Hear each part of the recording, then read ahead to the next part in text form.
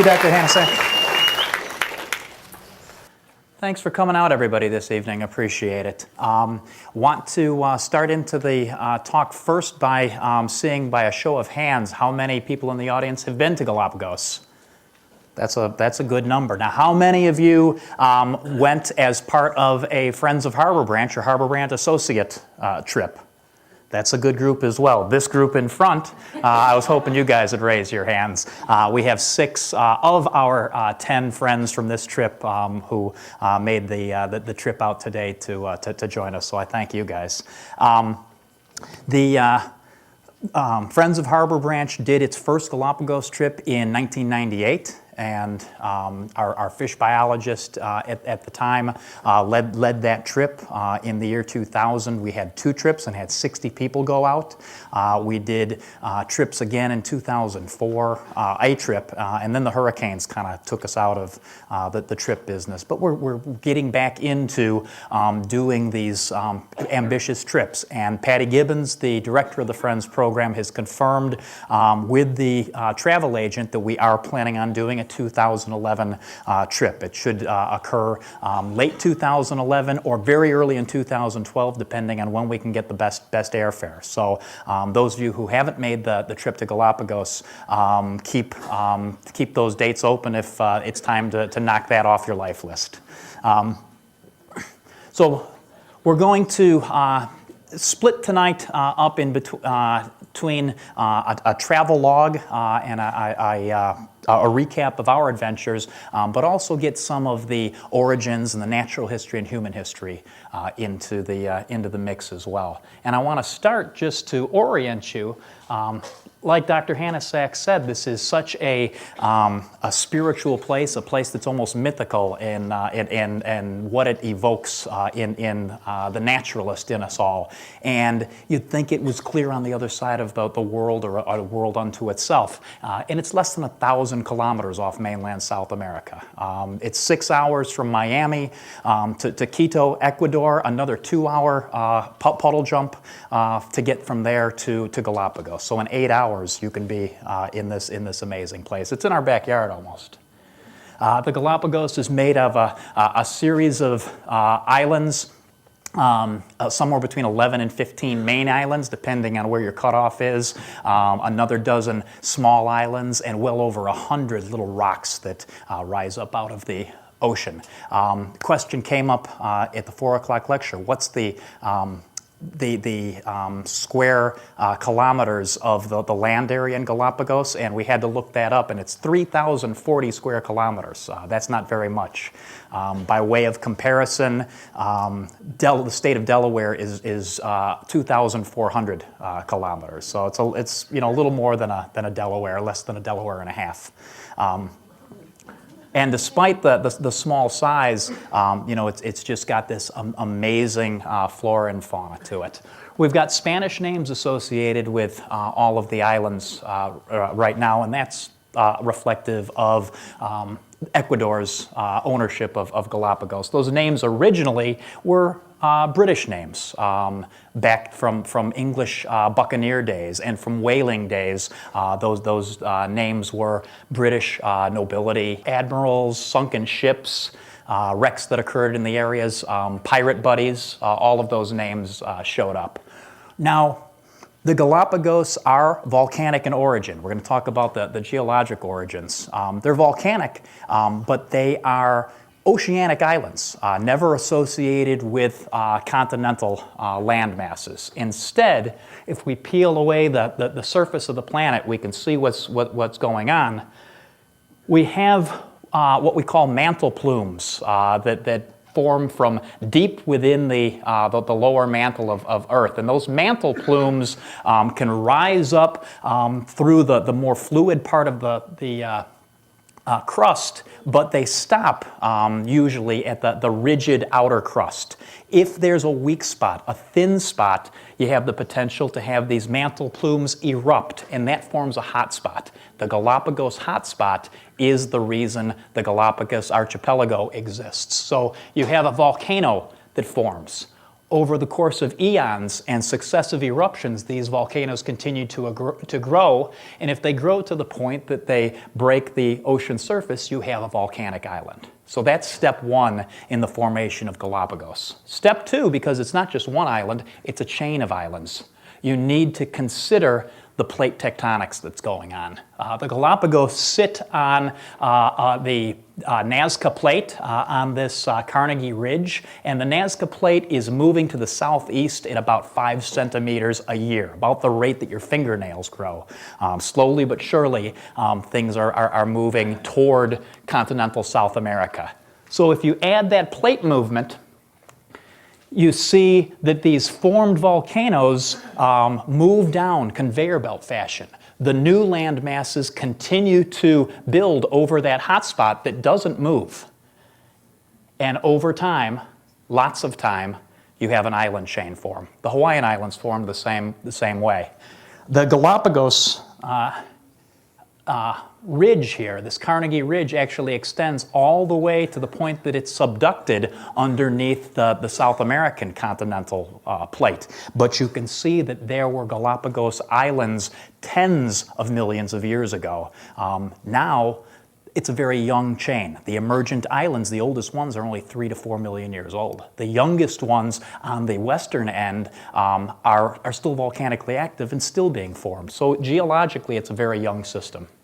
We'll talk about currents and climates now, and the Galapagos is at the juncture of 5 Pacific currents. 3 of them are of particular importance. And the first one is this Peruvian oceanic current. That's an extension of the Humboldt current, which is a cold water current that sweeps up the coast of South America. And it's driven largely by the southern trade winds.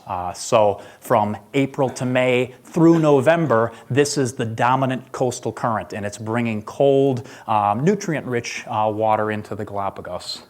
November, December, you get a shift, and the southern trade winds die down and the northern trade winds become dominant, and you have this Panama flow begin to become dominant. It's a warm surface current, it's nutrient impoverished, and it does greatly influence the seasonality. The Galapagos sit right on the equator, but it really is the currents that drive climate more than the geographic location. This third current is the Cromwell Current, or the equatorial undercurrent, and it's a current of cold, nutrient-rich water that flows toward Galapagos, and when it hits the Galapagos landmass, this ridge goes from several thousand meters deep to a few hundred meters deep, and that cold water wells up and bathes the entire archipelago. The result is that you have these cold sea temperatures at the western end. You can feel that, all of us that were out snorkeling. It was about 7 degrees cooler on this side of the island chain versus this side over here. From a productivity standpoint, it's also important because you have these nutrient-rich waters that are welling up, and now they're in a shallow environment with a good photo period, and you have the basis of a very large food chain.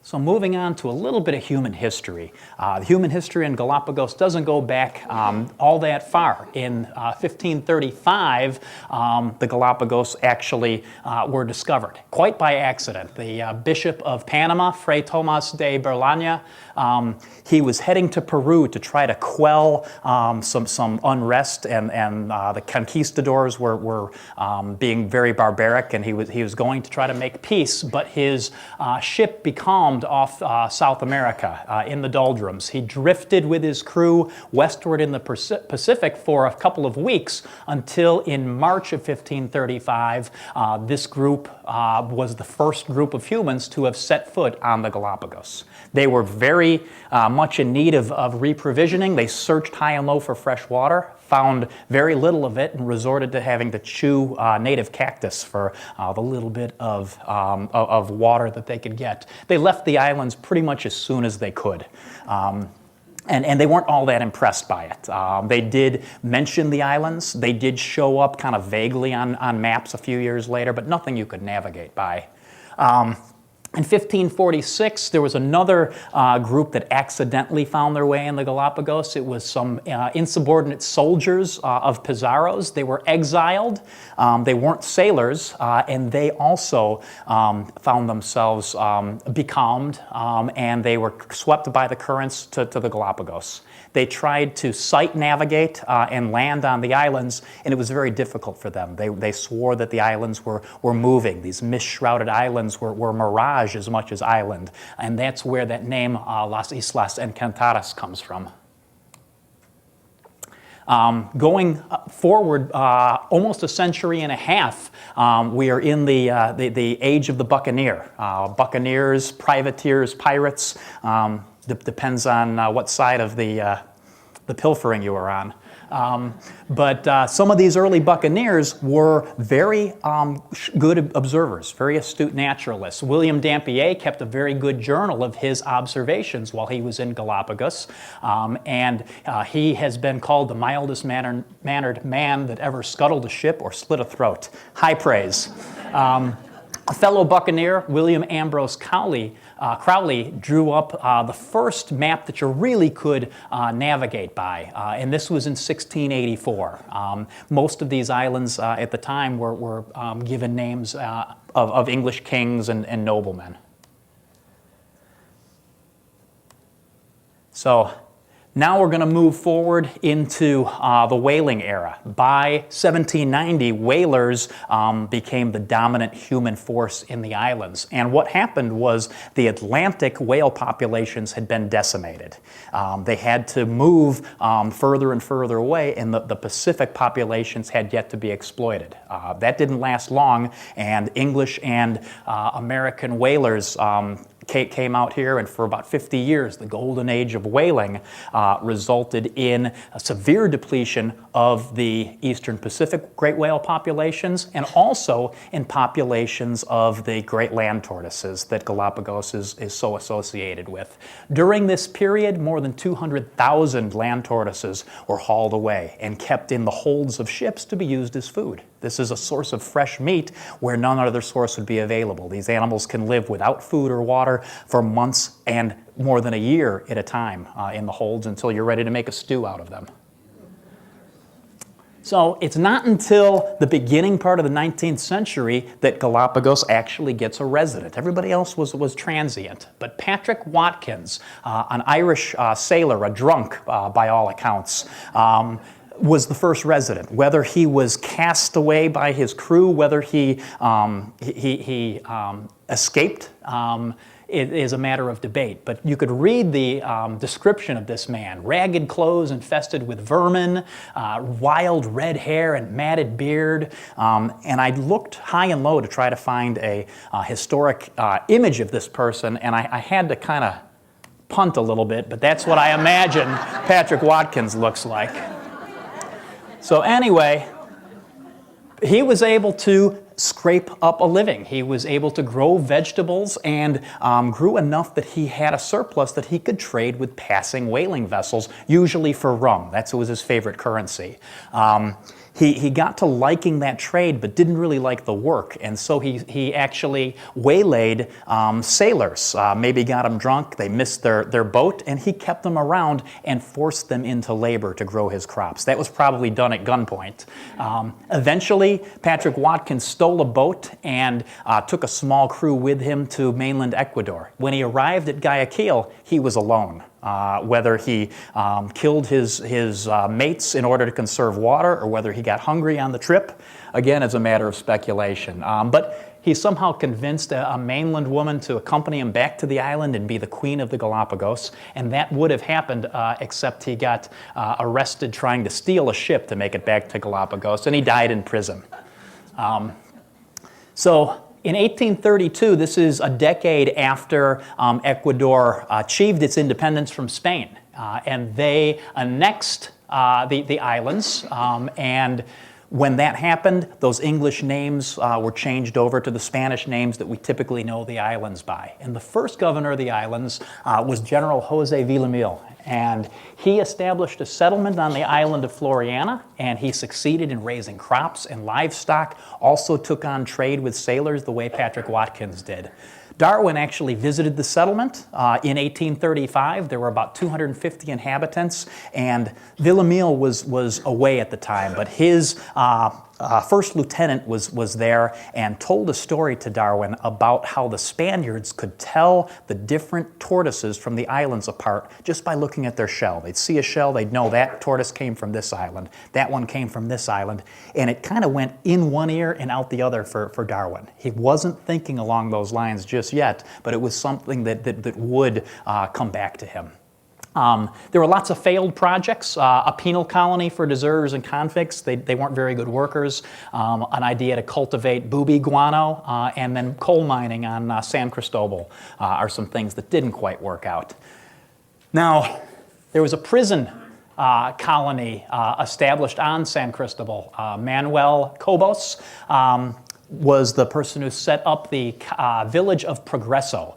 This was up in the highlands. They built a road from the coastal area to the highlands. They settled this with 200 to 300 inhabitants, and they succeeded in growing sugarcane and coffee. Actually built a very modern steam-powered sugar factory in the 1880s. This is a picture from 1920.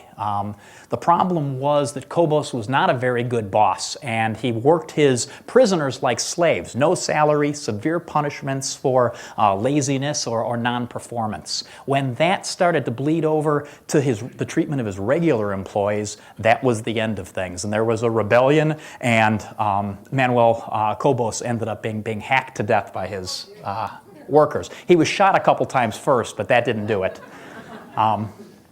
So moving on to the name most associated with Galapagos, Charles Darwin.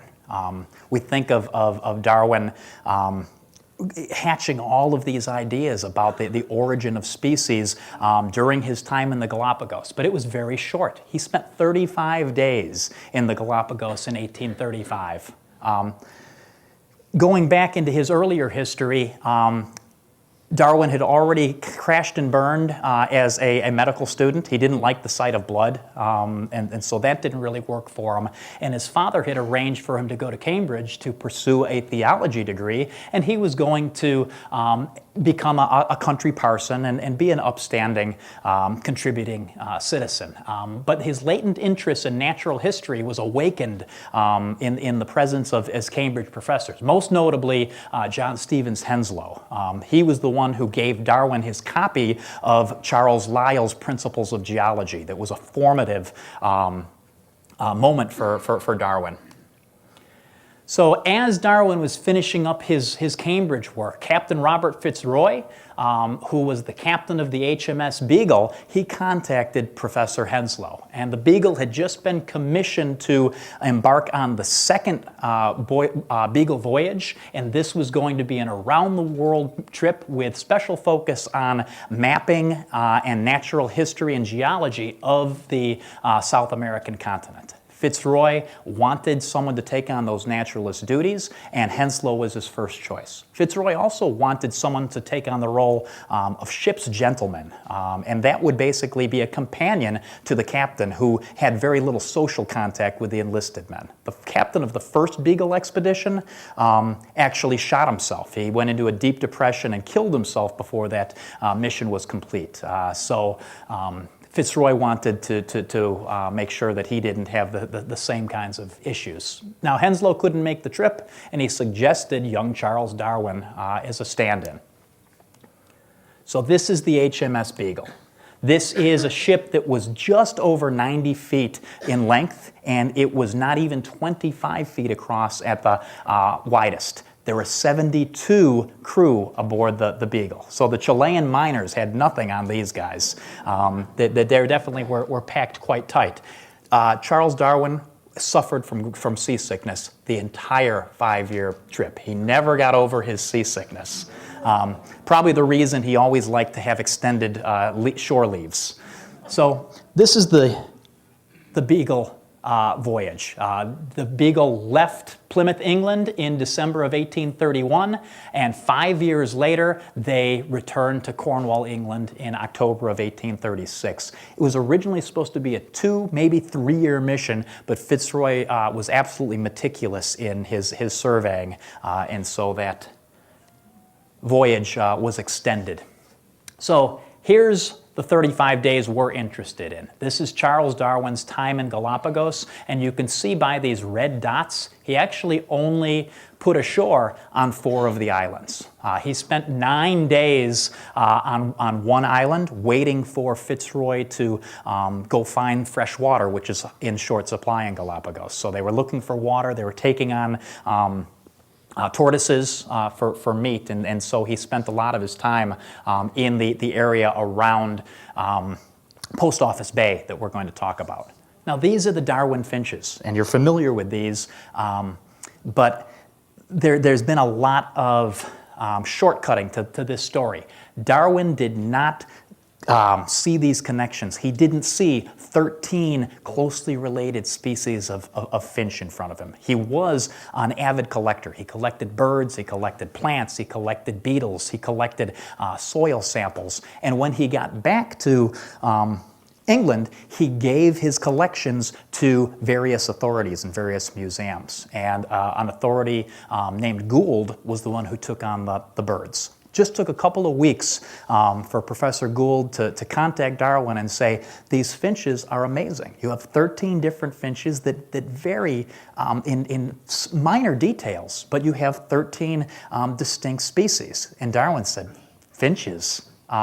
He hadn't even identified a lot of these as finches. He thought he had a lot of blackbirds because he wasn't familiar with an American avifauna. And so he didn't really know what he was looking at. It took successive trips back because Darwin also, like grad students sometimes do, he forgot to take down the information on which island he collected which sample from. So live and learn, and then successive trips were able to put some of that together. Now Darwin did see this kind of connection in the mockingbirds he collected. There are 4 very similar mockingbirds in Galapagos. Here's 3 of them, and these are actually stuffed birds that Darwin himself collected, and they're in the Royal Museum. Now, he did see these are very similar, and he started to think that maybe from one form we are getting multiple forms. How that happens was still a matter of speculation, but the wheels were starting to turn. It wasn't until coming back to England and basically spending a quarter century putting together his arguments did our theory of natural selection as we know it now come about. So the lesson is over. Now it's travel log time. And I'm going to introduce you to our friends of Harbor Branch that went out on the trip. We had 10 friends. Betty Smith, who's in the audience tonight, was out with us. And Rick and Angie, who are with us, were out with us. And there's Francine at the Post Office Bay mailbox. And Jeff and Jan Newcomb, who are also here. Ryan O'Connor and his grandfather, Werner Bowles. Ryan's just 13, and it was a graduation present to take Ryan out, and he had an absolute ball. I think I might have been the only person who had more fun out there than Ryan, but it was close.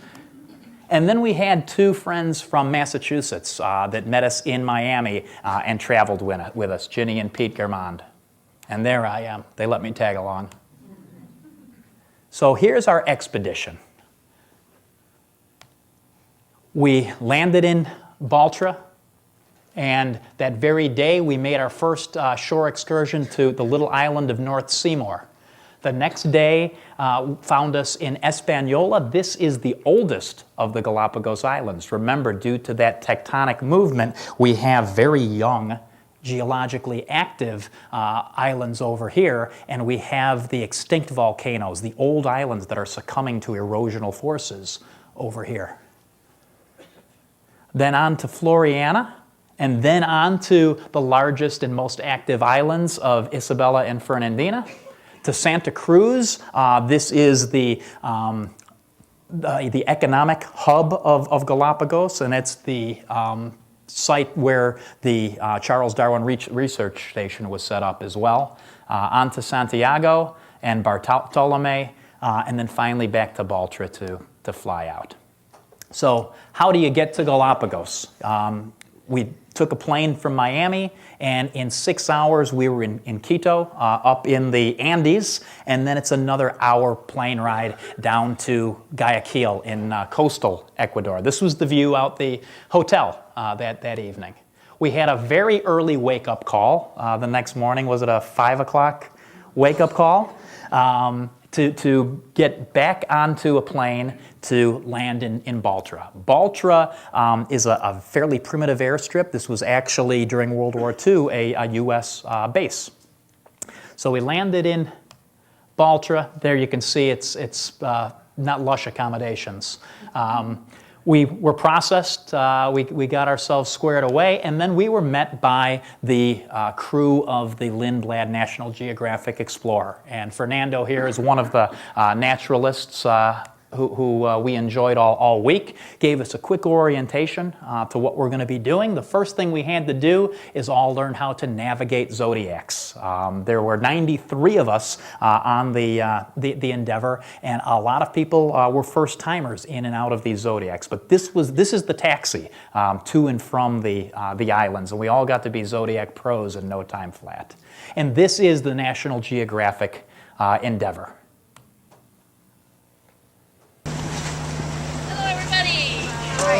Hi, Lynn. I once again have no paradise, huh? Yes, you have. Look at this weather. This nice calm sea. So, this is Lynn Fowler. Okay, my name is Lynn. Your expedition leader. Welcome. Anyway, Lynn, she's our expedition leader. She is the niece of Jim Fowler. If you remember the old Mutual of Omaha Wild Kingdom, Jim was the guy that Marlon Perkins would say, my assistant Jim's going to do something really dangerous while I sell you insurance. And so Lynn comes by her naturalist instincts very, very honestly. She spent more than a year in the late 1970s on the top of Volcan El Cedo on Isabella studying the giant land tortoise population. At the time, there was a feral donkey population. There were sheep as well, but there were donkeys, and there was a concern that they were causing issues for the tortoises. Since this time, goats had become the scourge, and they totally decimated several of these populations of endemic tortoises. There's been an extensive eradication effort. 20,000 goats have been removed from Fernandina as a result of those efforts. But that's Lynn's pedigree in Galapagos. So after getting ourselves settled in and a welcome cocktail at the very nice bar in on the Endeavor, we got a quick safety rundown, how to wear life jackets, where our muster stations are, what do we have to do if we need to abandon ship, and then we relocated and got on the Zodiacs again to head out to North Seymour. So here we are on a Zodiac. That's Alex, one of the naturalists, a third-generation Galapagos native, actually. Our footwear here indicates that we're having a dry landing. We're not going to get our feet wet, but we need some rugged shoes for the trek ahead of us. And the coastal flora in Baltra, very similar to our dune vegetation, sesuvium and those sorts of things, Baetis. You get inland just a little bit and you start to see these Palo Santo trees, very scruffy, brittle, dead-looking trees, but within 2 months of our visit, these would be lush and green. The rains would come and these Palo Santos would spring back to life. Palo Santo means holy stick, and it refers to the fact that a species of this tree is used to make incense in traditional Latin American Catholic Church. Also see these giant Opuntia cactus. Several different species of Opuntia can be found on the various islands, and lots of those are endemic species found nowhere else but Galapagos. So Alex is pointing out this odd trail here, and here's another odd trail that's going through this volcanic soil. And this is the source of that trail, a Galapagos land iguana. So we hit the ground running and started seeing this stuff right away. Wonderful animal, a grazer. It's taken on the role of the mammalian herbivores that never made it to the island because the journey is a very difficult one. If they're not eating, they're sleeping. And here's a land iguana tucked in under a branch there. We also started to see some of the poster child Galapagos avifauna right away. So a blue-footed booby, and yes, their feet really are blue. They're absolutely amazing. This is the circle of life, as Alex the naturalist liked to call it. It's really a circle of poop. But that's their nest, and the eggs and the young don't stray very far from that circle for the first several months of the lives of the animals. Both parents take equal part in the caregiving of the young. This is a large blue-footed booby chick being cared for by a parent there. These poles here indicate where the walking paths are on the island, and those poles, we saw them throughout the islands. We're only allowed in defined places, and you can't be on the islands after 6 p.m. You don't overnight on the islands, so they really are sticklers about the kinds of impacts that they're willing to take on the islands. Hands off, you don't touch the animals, you don't collect anything, not even a handful of lava rock. So this is a swallow-tailed gull. It's not a Galapagos endemic, but it's an interesting animal because it's the only nocturnal gull in the world. And then this is an endemic, the Galapagos dove that's found nowhere else but the islands. Beautiful animal with that blue ring around it. This is an important nesting area for both the magnificent and the great frigatebird. I can't tell the difference between the two, so I just call them frigatebirds. But you see the males with these large scarlet sacs that they can inflate when they're courting. Some juvenile frigatebirds, and you see they're being held up by those brittle Palo Santos. Other Palo Santos on other islands aren't as robust, and they wouldn't hold these animals up. So that has a lot to do with why this island and not other islands has become a nesting area for this bird. In flight, a female and male frigatebird. Now this is an interesting event that we came upon. On the way over to Galapagos, I read about the frigatebirds, how they would sometimes augment their diets by eating the afterbirth of sea lions. That doesn't sound very appealing, but it's a meal, and this is exactly what they're doing. A young sea lion pup was just born, and these guys swooped in and consumed that afterbirth. So here's a little sea lion. They're pretty darn cute. The Galapagos Sea Lions, there's a nursing sea lion. Right now, they're considered their own species, closely related to the California sea lion, where they obviously arose from. In the past, they've been considered a subspecies of the California sea lion, and that pendulum goes back and forth. We did see some marine iguanas on North Seymour. They're not the most colorful or the largest iguanas that we would see, but it was nice to see those guys, my favorites. Sun sets very fast at the equator. So by 6 o'clock, you don't have any sunlight. So you want to get off the islands, and here we are heading back to the Endeavour. The next morning, we woke up and we were pulling in near Espanola, the oldest of the islands down here in the southeast. Getting onto Espanola, we immediately added a couple of birds to our discovery list, the Galapagos brown noddy and the Galapagos hawk, both endemic to the islands. We also started to see some more colorful and more charismatic marine iguanas. This is the Espanola marine iguana. It's a subspecies of the Galapagos marine iguana, and it's the most colorful on the islands. It's got this red coloration.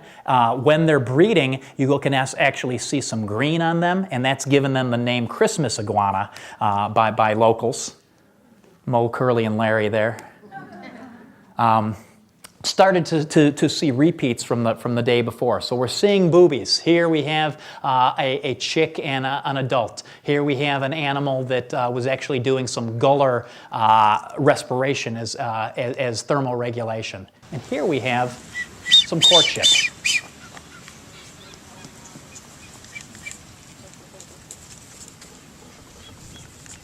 Courtship can take as much as a month. Oh, there's some foot movement. But he's got some soft shoe going here. Spot cleared. Little booby soft shoe. So that whistling and the courtship and the bill up in the air, that's all very typical courtship activities. Now we also added the Nazca Booby to our list here on Espanola. It's a larger booby. It tends to occupy more rugged terrain for its nesting sites. It's not as meticulous about its courtship. It's not as meticulous about its parental care. It kind of half-asses everything a little bit, but it gets the job done. Here is one of Darwin's mockingbirds, the Espanola mockingbird or hood mockingbird that is an endemic to the island of Espanola. These guys are not shy. They're incredibly curious animals. And this was an interesting behavior seen in some of the Darwin's ground finches. We were at the end of the dry season, and there was a paucity of seeds on the ground. So these guys have taken to consuming iguana dung and actually picking at the carcass of a sea lion that was cast up on the rocks. And that was something that our naturalists hadn't witnessed before. So it was interesting. This is a waved albatross, a 7-foot wingspan on these guys, not anywhere as big as the 12-foot wingspans of the wandering albatross, but still impressive nonetheless. The only albatross that occurs equatorial, in the equatorial tropics. And so this is an adult who's coming in for a landing to take care of these chicks who have been waiting perhaps weeks on their own with no source of food, no source of hydration without having the adult. Here, a chick is prying a meal out of its adult caregiver. It's in the bill there, and the adult is not regurgitating food. It actually creates a very energy-rich, calorie-rich mucus that it's triggered to release. Now, right after that feeding display, we saw this interaction. There was a booby kind of standing by and decided that the albatross was too close and went into this territorial defense posture. Looks a lot like the courtship behaviors. But here it's standing its ground, and the booby just kind of moves off about 8 inches in another direction, and that was enough to satisfy the booby. And they went about their business. Here's an albatross using the sheer cliff as a takeoff runway. That's a way that they can get their very large bodies off the ground. These are animals that stay in the air for weeks at a time when they go out on their oceanic feeding forays. Albatross on the wing. Here's a new species for us, a red-billed tropic bird, and gorgeous animals, and very difficult to photograph. And here we are at the Espanola Blowhole. This is a famous blowhole, a lava tube that's opened, been breached on the top, and so the surf, when it comes in, it collects in the blowhole, and it's entrained, and it splashes up. And it's great theater. That can go 100 feet high. So we cut through the middle of the island then, walked through some more Palo Santo, a different species than the species that was on North Seymour. We encountered some of the smaller island lizards on the way, some lava lizards. They're not as charismatic as the iguanas, but they do have a very keen sense of direction, and so they helped us out there. Getting back to the shoreline, scampering along the lava rocks are these brilliant red Sally Lightfoot crabs that are everywhere.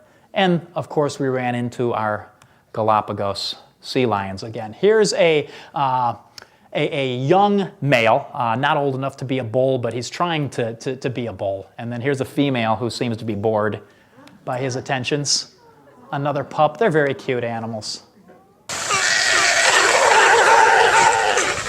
And we spent the afternoon on a sea lion beach here. And here's some activity here. Here's a male, a younger male, trying to get the attention of some of the females. The sloped forehead tells you that you have a male here. And he's moving away because here comes another male.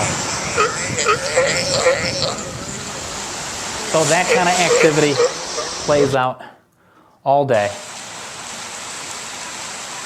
Here's another neat clip with this very young pup crawling across and over all the iguanas who don't seem to notice. That's the way most of the wildlife is. So that was our time in Espanola. We moved on to Floriana, had a very early wake-up call because we were going to embark on another zodiac trip. This is Aura, another one of our naturalists. We have a wet landing today. This means you got to be ready to get in the water. We're getting on a beach landing here. And this is Post Office Bay. And since before the whaling days, Post Office Bay has been set up as the best solution to get correspondence back home if you had several months or several years still out at sea. And you would leave your correspondence and you would hope that the next travelers to make the bay were heading that way. And they would pick up that correspondence and they would drop it off. Now, how many of you Galapagos travelers took part in this? And how many of you guys actually had your letters get where they were going? Or how many of you had letters returned to you?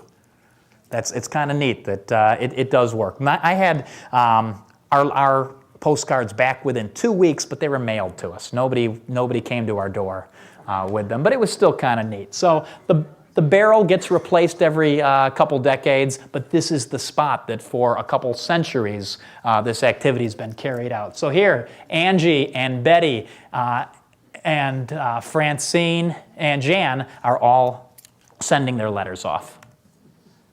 And here we are, letters having been sent. It's back to the beach and back to shore. This is Captain Fausto, who I hadn't had a chance to show you. Now, after a few minutes to change gears, we were back out for a zodiac trip around Champion Island, a very small islet just off of Floriana. Champion is very small. It's got some vegetation including these giant opuntias and including these candelabra cactuses. It's got some of the Palo Santo as well, and it has a very special mockingbird. This is the Floriana mockingbird that doesn't exist anymore on the mainland of Floriana. It's been extirpated by exotics, mostly feral cats. So this mockingbird now exists only on 2 little islets near Floriana. And we got lucky and saw several of these guys. There's also a champion mockingbird that we didn't see. This tail here, that's one of those tropic birds that we saw the day before. They're nesting in the holes all around the islet. A brown noddy, our Galapagos Sea Lions, so starting to see some repeats. And here's a new one. This is the Galapagos Fur Seal, which, as we all know, isn't really a seal, is it? It's a sea lion. It's got external ears. It's able to walk very capably on land, and that puts it in the sea lion family. Beautiful animal that we encountered here and there on our trip. So in the afternoon, we went ashore to Punta Cormorant. There are no cormorants at Punta Cormorant. That's named after a shipwreck that wrecked close to this site. There are cormorants in Galapagos, and we're going to see those. So this is the greeting party, and we started to see more and more of these yellow warblers. They're pretty abundant, not quite as curious as the mockingbirds. We were hoping to see flamingos in this lagoon. Just into the interior of the island is a brackish lagoon that is known to be a feeding ground for a large colony of flamingos, a colony that isn't there persistently and hadn't been there since March. But we were hoping. We got skunked. We didn't see any flamingos on our trip. The sand is a very fine pumice at the beach, and it grades into this coarser tuff, it's called, as we go into the interior. And as we walked across the island to the lee side of the island, we see the Palo Santo trees make up the canopy vegetation. This is a low-budget trap for an introduced paper wasp. This is some soapy water that's got some sugar in it, and that attracts them, and that's how they're trying to keep the populations of this exotic in check. So here we are on the lee on a very calm beach, an important nesting habitat for the green sea turtles when it's the nesting season. And another one of these Sally Lightfoots, and then a quick sunset for us, and then back on the ship. We steamed through the night. We actually crossed the equator in our sleep, but we have to ignore that because we had to have our Equator Crossing celebration later. We got up very early, and remember, we're now at the western side of the island where that nutrient-rich Cromwell Current is welling up. Here we have Ernesto. He was our whale whisperer, and we were hoping to catch some whales. And everybody is looking and hoping, and there we have a whale spout. That forward projecting spout is indicative of a sperm whale. So this is great. We woke up and we saw a sperm whale. And then we saw another sperm whale, and there's two more back here. And soon we realized that we were in the middle of, Lynn estimated maybe as many as 40 sperm whales, that they lounge at the surface, and then they take a breath, and they dive, and they can spend an hour at a couple thousand meters. So you never know when they're gonna come up, where they're gonna come up, but it was a great way to start the day.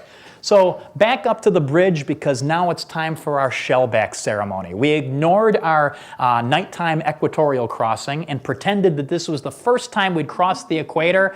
Here we are, just 0.861 seconds south of the equator. We rang the bell. We all got our certificates saying that we are all shellbacks because we made an oceanic equatorial crossing.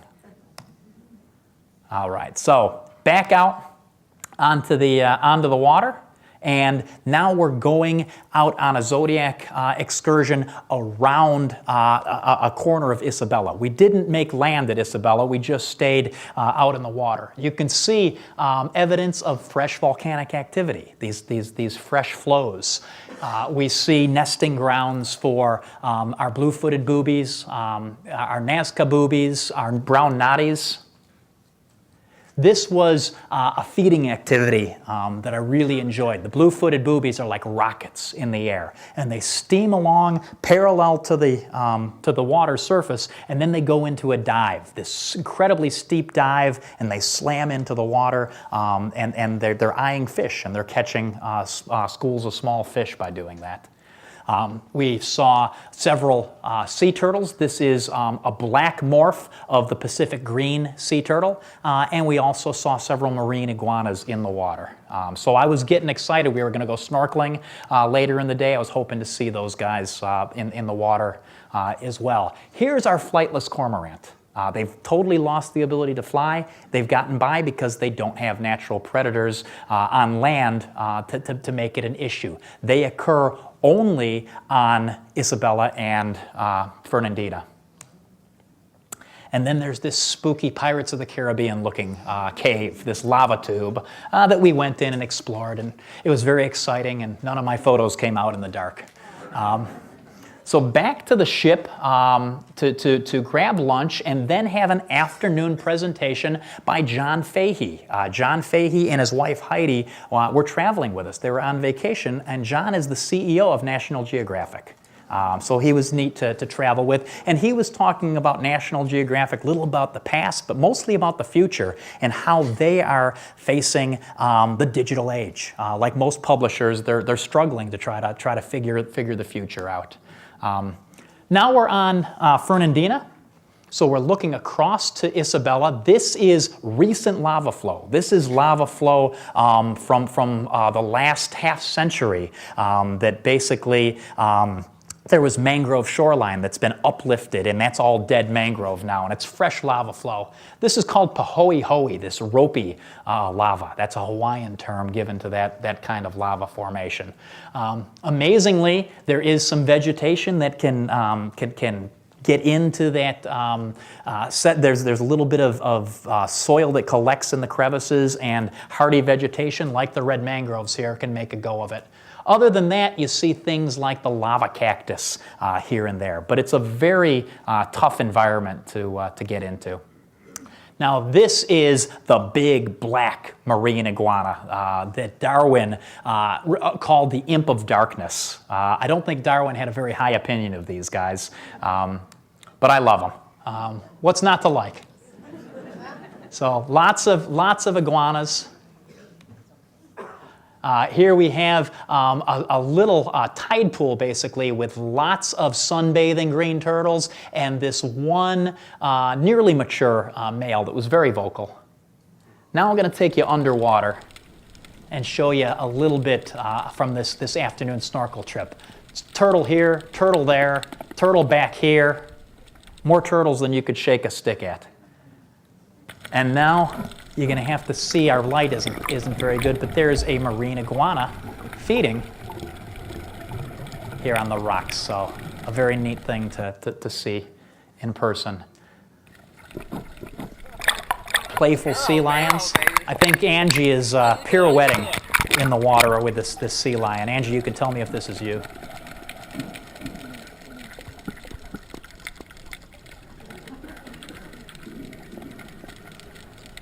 Very agile animals in the water.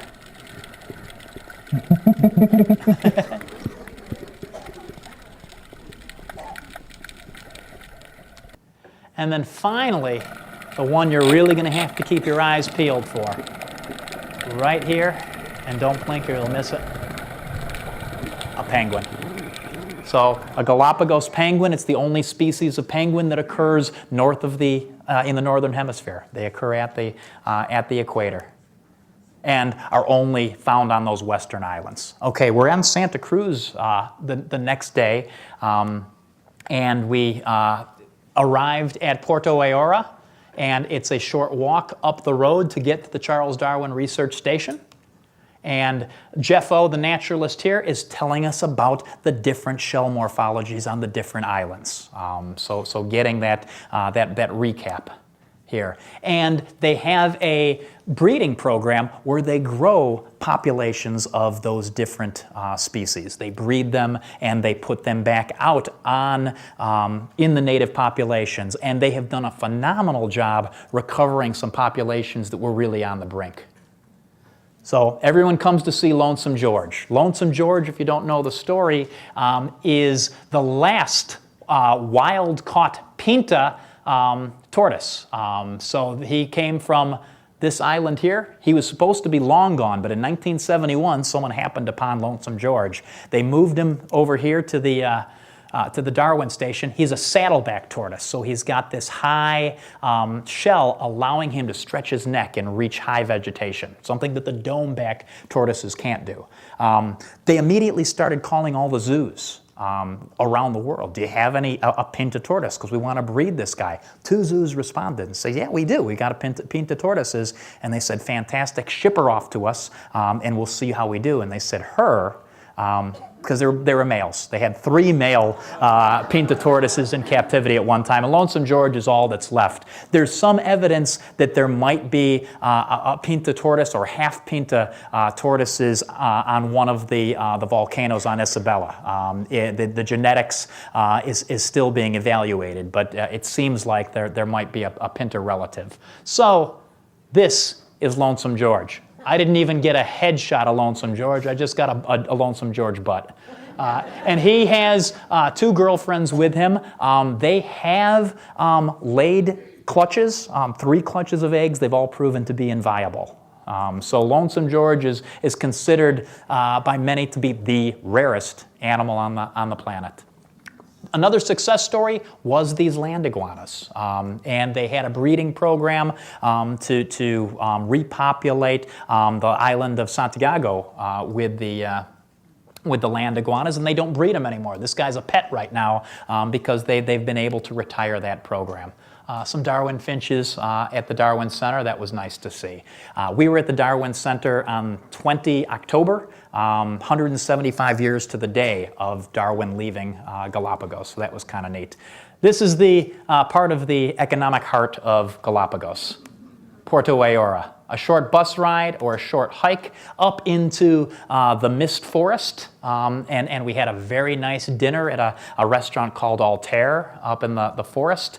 They've got barn owls that live poolside, so that's kind of a neat thing.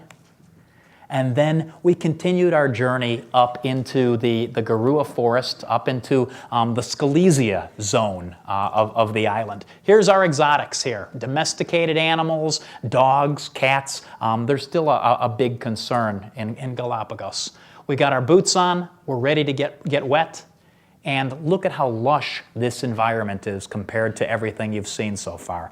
Up in the Garua mistlands, you have this lush tropic vegetation that's year-round green vegetation. Scalesia is a genus that occurs in several different species throughout the islands, but only up here in the Scalesia zone do you have this species that grows tree-like. The rest of them are very shrubby. So here we are in the Scalesia zone here. Most islands don't have this kind of zonation. Older, large volcanoes will have that kind of zonation. And we took a look at these two huge pit craters, Los Gemelos, the twins, and they're these massive pit craters up there. But the real highlight for the day was getting up into tortoise territory. So here we are on a private farm, but a farm without fences. And the wild tortoise population grazes across these lands and migrates across these lands. And off we went, and it didn't take very long to start seeing these dome-back Santa Cruz tortoises. This is the native endemic to Santa Cruz. They're much easier to photograph than those tropic birds. This one's doing some gardening there in the mud bath. Here's Angie with a tortoise. This is their defense. If you get a little too close to them, they drop down, they let out this hissing sound, and they tuck their head in. And then they come out in a couple of minutes and then continue doing what they were doing. So don't blink or you'll miss something.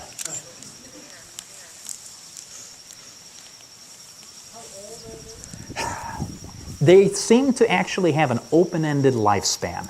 There's a documented animal that lived for more than 150 years, several that have passed the century mark, but there's not a good way to age an animal if you didn't do something to tag it when it was a young animal. What they don't see is they don't see a lot of old age mortality. These animals usually end up dying because of accidents. They lumber along for 80, 90 years and then they fall off a cliff, or they get wedged in a crevasse, and that's it for them. So it does seem to be an indeterminate lifespan for these guys.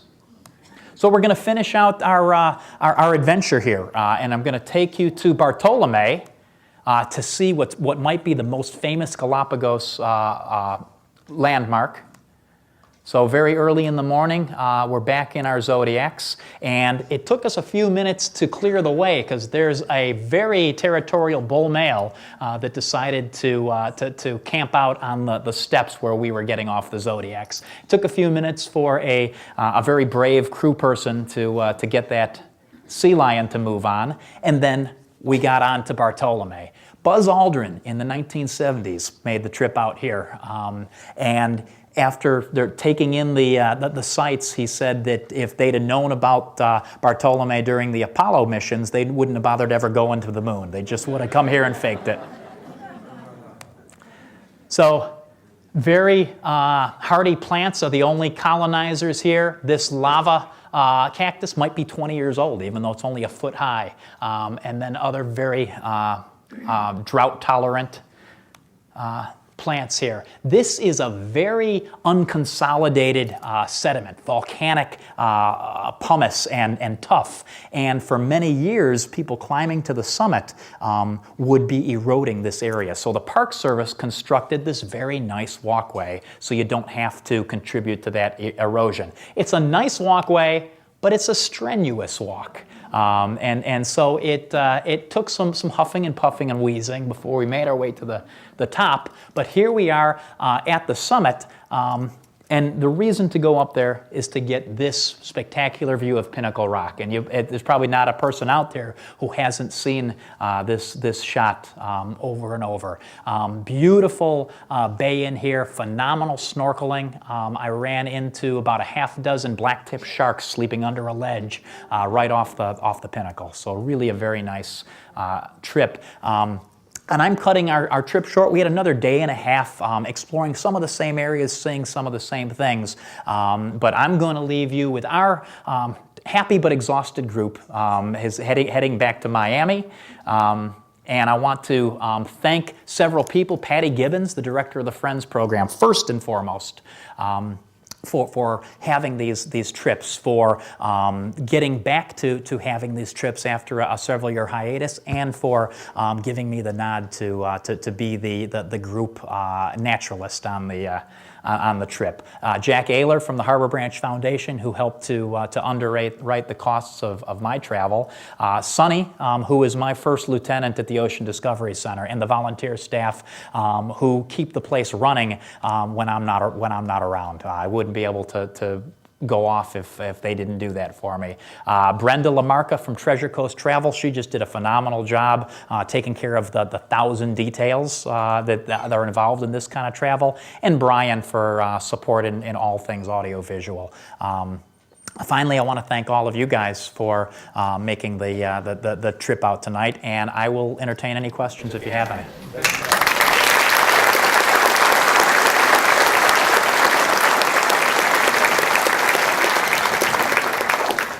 And the background for question and answer will be sneezing iguanas. Any questions?